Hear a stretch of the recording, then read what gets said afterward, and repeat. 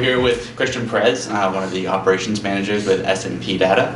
We're just going to talk to Christian about one of the pilots that he's been running for the company. So Christian, why don't we start out? Why don't you tell us a little bit about yourself? Sure. So there's not a whole lot to say about myself. I have basically all of my experiences in call centers. I've been in Canada for about 7 years now. Back home, I'm from Colombia. I worked in call centers as a sales manager for about a year. And then I came here and sort of got involved again in the industry, which is really exciting. I think that there's been a lot of growth from both a personal and a professional perspective over the last 6-7 years, and I'm pretty happy with it. So besides that, I mean, I'm a guy who loves politics, numbers, the news, and sort of technology as well. So I'm a little bit of a geek in that sense. But I would say that's pretty much about it. Excellent. So how did you come to work as an operations manager at S&P?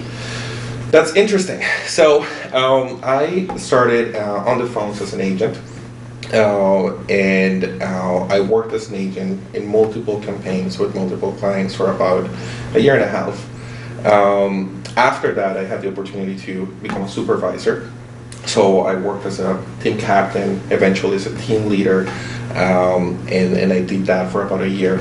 And then a great opportunity opened up in the operations piece as the operations manager, particularly for one of our biggest telecom clients, which was great. So I guess I just took advantage of that and was able to work myself through it. So that's how I got to be an operations manager. Nice. So tell us a little bit about the pilot that you're running. Yes. So in terms of the pilot, it's actually quite interesting. What we want to achieve at S&P Data is always be on edge when it comes to different initiatives and different ways to manage our workforce. I believe that when you compare ourselves with the rest of the industry, you have to make sure you have one factor that is a clear differentiator against the competition. And I think that that piece at S&P Data, beyond maybe the technology that we do have, is the human factor. And I think that when you're working towards really leveraging on making that human factor really important, you have to take different approaches to the industry. In terms of the pilot itself, it actually started as sort of a response to an old way to manage, and I want to clarify what I mean by an old way. I think that the call center industry has sort of a standard when it comes to managing workforce in general. There's a culture out there around workforce. In fact, we're ruled by workforce management teams, and they are the ones who establish sort of how everything happens in operations. Is just filling in. I like to take a different perspective on it.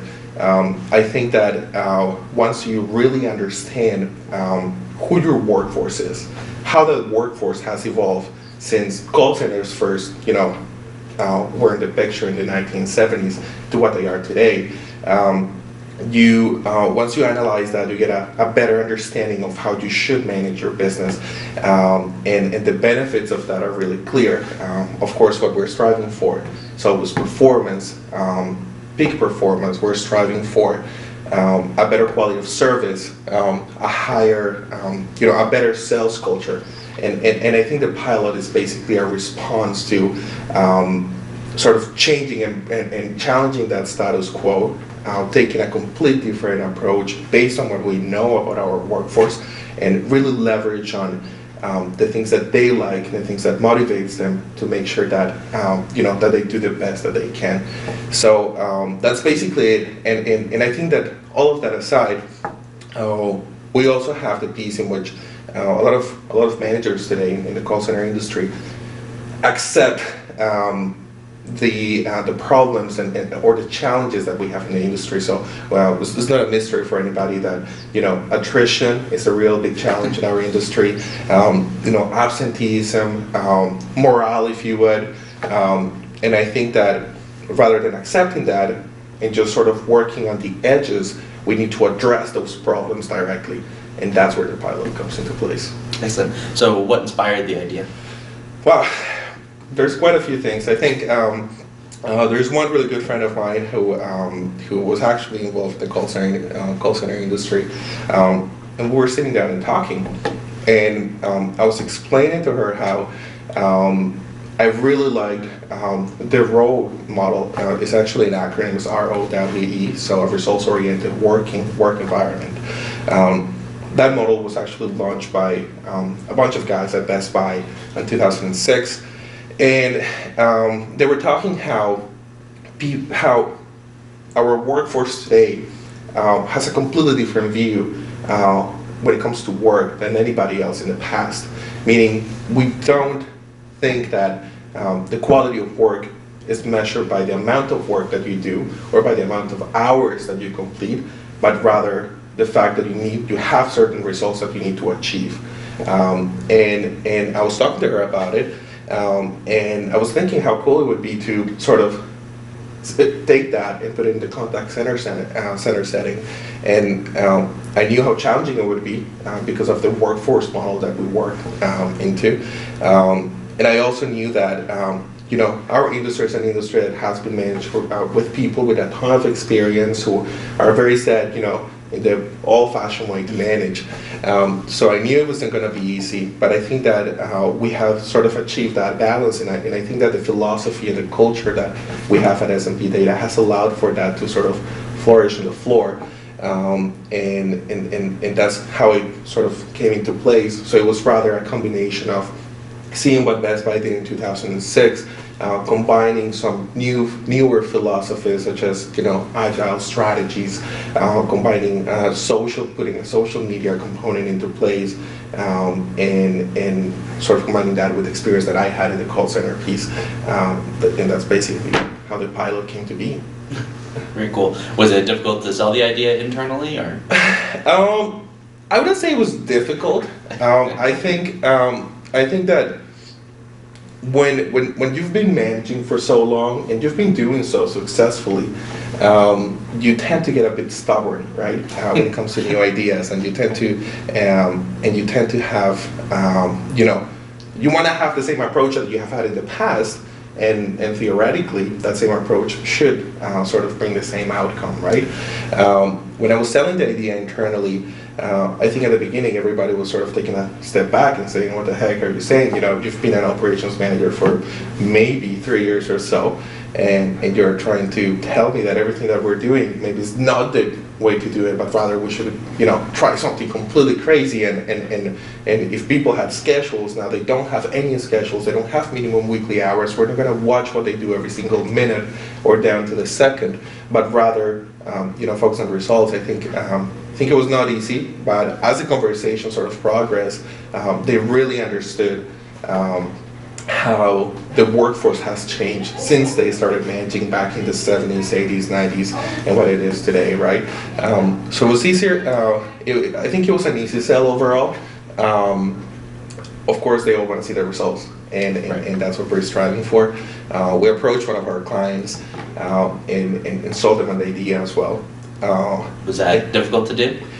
Not at all. The client was really excited. This client has spent millions of dollars in trying to understand how to make their business better, and we have been doing our part, in trying to help them get there. And I think that this approach, and what the pilot means, is a response to exactly that. Is how to change your business for the better, using the new technologies and understanding your workforces. So I think that overall was a fairly easy sell. With the results that we've had, I think that it was just going to be easier and easier. What were the results like?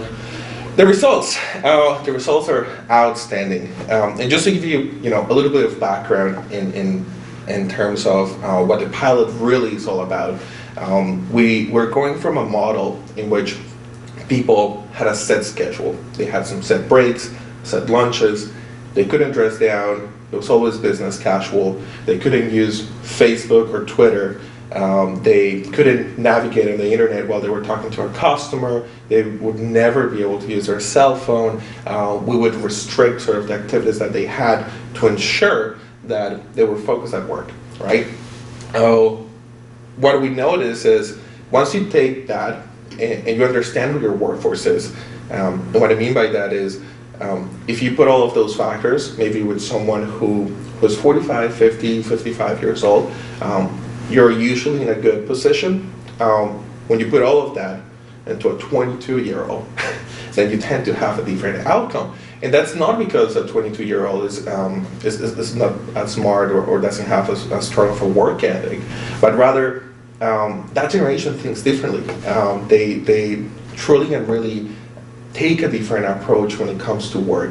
They don't want to work, 80 hours a week. Their parents did.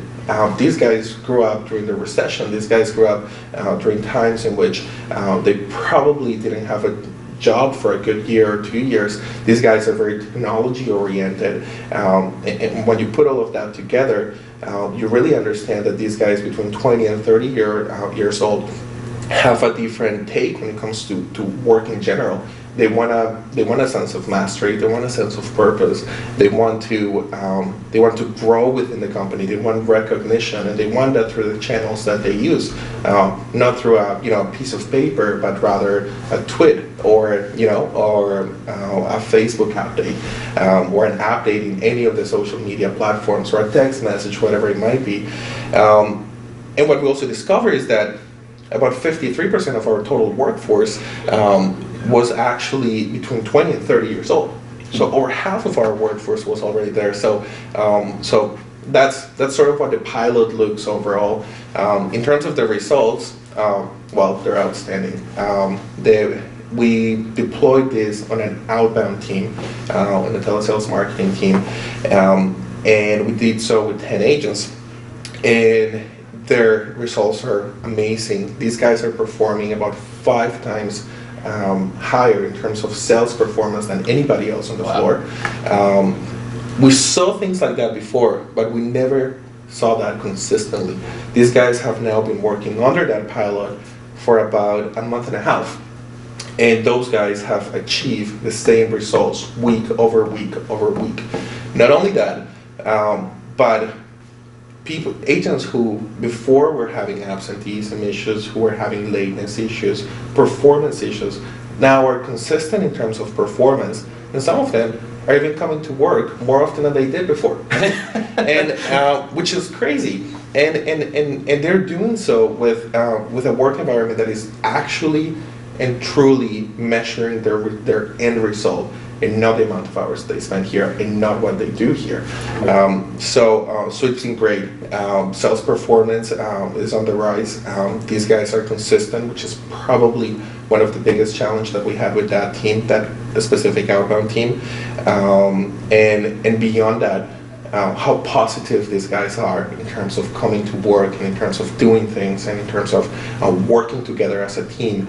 I think it's the biggest reward that you can get as a manager when you have a high-performing team who is extremely happy with what they're doing at work. So the results are amazing. We want to run the pilot for another month and a half or so, but so far it's been great. Excellent. Any downsides that you've seen at all? Any downsides? We have had our hiccups.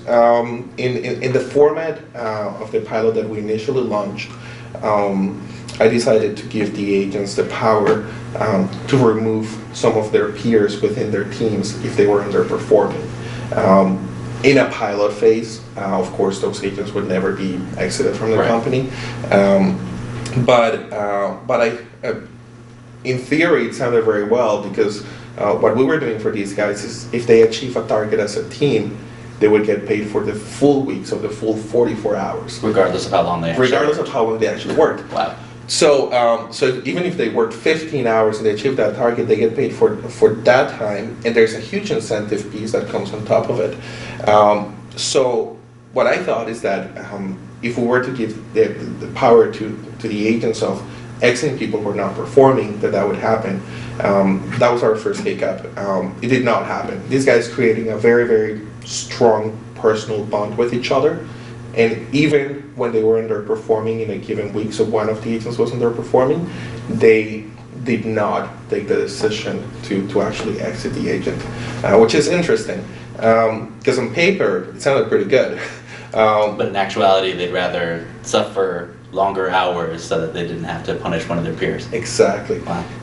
With that said, personally, they thought differently. So they were afraid of speaking at a team level, but when I talked to them one-on-one, they did want the agent to be removed. So it was an interesting approach. So what I decided to do was to sort of take that right away, and I took it upon me to remove any underperforming agent that had been underperforming for over 2 weeks. We did so, and they're really, really happy with the decision. So I think that that's a little bit of the learning curve, and Right. it's interesting. The hiccups that we're experiencing are more at a social level and human interaction level than a business or professional level, which is equally as challenging to manage. But I think that that's what we want. We want to make that's sure. what you're trying to leverage, right? Exactly. And these guys are happy. These guys are achieving the targets that they want. These guys are working the hours that they want, doing what they want to do here. We assume that they're not evil employees who are just going to take advantage of us, but rather that they're very creative individuals, that they're really that are striving to get to the next level.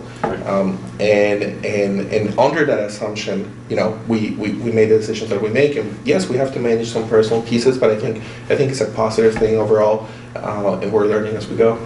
So aside from the voting people off the island piece, is there anything you would change about the pilot? I think no, I don't think so. No? I don't think so. I think that the one piece that we really want to work on is make sure that we have a strong leader in the team, and that's another piece of learning that we had over the course of the pilot. Initially, I wanted them to just work as one unit and not really point someone as a leader, but I think that caused some issues as well. So maybe in the future, I would definitely assign sort of a leader, and I call it a social media manager, who can sort of bring everybody on board at the same time. But beyond that, I wouldn't change anything else. Nice. And have you given any thought on how you might be able to implement something like this on an inbound campaign? I have. When it comes to inbound, we're fighting against the biggest sort of structurized process at a call center level, which is workforce management.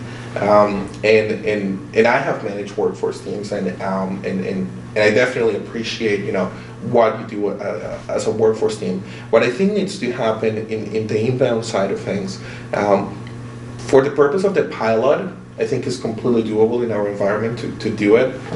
You just have to change some of the metrics that we play with. So instead of sales, you're looking at things like customer satisfaction, you're looking at average handle time, you're looking at all of those little inbound pieces.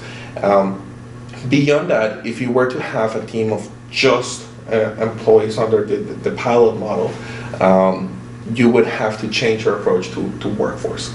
And I want to talk about that for a quick minute, because I think that as much as back in the 70s, the PBX was invented, and we understood that that companies wanted to have their customers call them and talk to them one at a time. I think that back then that was great. I think that when it comes to the amount of volume that we have today, with the amount of technology that is available to us, we need to start tweaking that model and maybe get away so much from just call us and we'll just wait for the next representative to be available, and rather have the representatives integrate not only the calls portion of it, but huge tools like social media to talk to their customers. And I think that we're going to be able to increase the capacity that those guys have to talk to customers. We're going to increase their response time. We're going to diminish the amount of time that the customer is spending to contact the company. And beyond that, we're going to be changing the way that we can manage our workforce and going from, I think that we're going to receive certain amount of calls at these times, and then we're going to have certain amount of agents.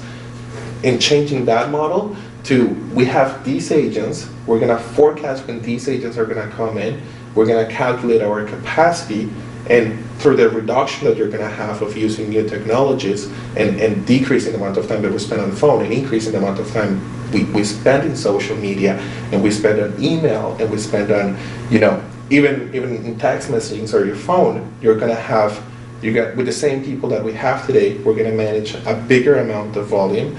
And we need to start changing the way we schedule these guys and really give them the freedom to work what they need, putting the right incentives in place, and sort of coming to a point in which you're not forecasting how many calls you're getting, you're forecasting how many hours you're going to get from your employees, and then based on that, build your capacity plan for your consumer base. So you get happier agents, happier customers that are on hold, and everybody walks away making more money. Exactly. Wow.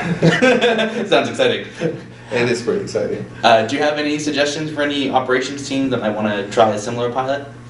I think the biggest suggestion when it comes to the pilot or to the results-oriented work environment is understand your workforce. This is a solution that is coming because we have the baby boomers who are retiring now. We have a huge change in workforce, and the workforce we have today definitely needs something that matches what motivates them, right? And maybe in 20 years that's going to be different again, right? We're going to have new technologies, new ways to communicate, and it's going to have to change again. I think the biggest piece is you got to understand your workforce. Once you know your age groups, once you know what motivates them, then you can start thinking about what you can implement to change that. In our environment, the no scheduling piece was great. We had little incentives, like agents were able to, if they wanted to play video games while they were working, and that worked really well for our demographics, right? If you take that at a different level, maybe in a different country or city, you're going to have changing factors that you're going to have to adjust in order to meet what motivates your workforce specifically. So that's definitely the biggest point. Once you truly and really understand what they are all about, you can build a strong plan to address some of those challenges that you might be having and changing it the other way. So you just gotta understand your people and make sure to keep an open mind. Sounds good. Excellent. Well, thank you very much, Christian. Thank you very much. Thank everybody for watching. And have a good day. Okay, thank you.